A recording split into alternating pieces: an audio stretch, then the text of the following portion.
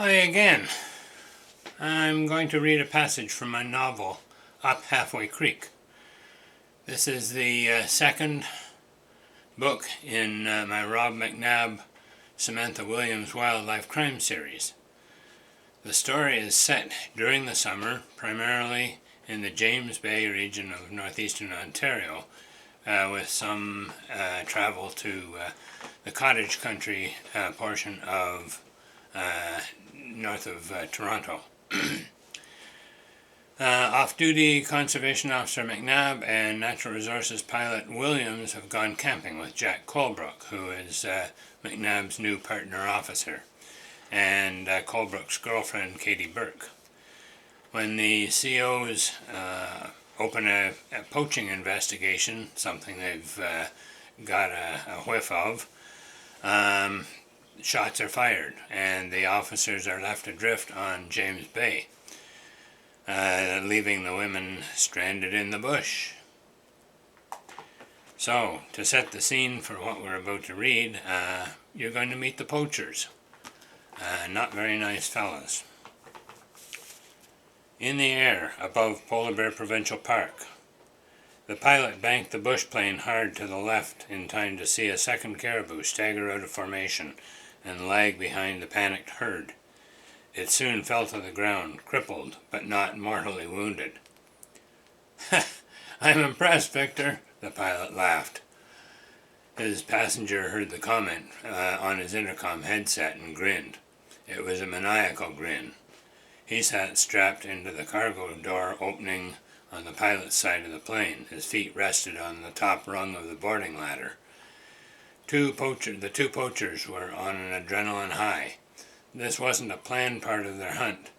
It was a spur-of-the-moment idea that Victor had come up with before they left Peawanuck. The pilot had stowed the removable door sections in the cabin before going to pay the airport manager for fuel and landing fees.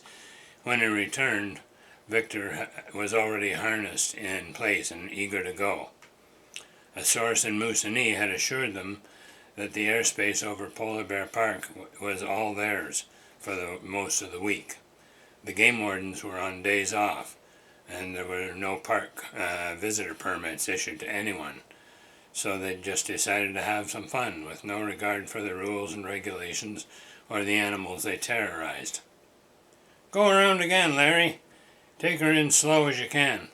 I'll see if I can get 3 this time." No one else called Laurent Duval by the diminutive Larry. Laurie was the only abbreviation he'd tolerate, but he'd long given up trying to correct the guy. "Okay, Victor, one more low pass coming up." The beggars have turned into the wind again.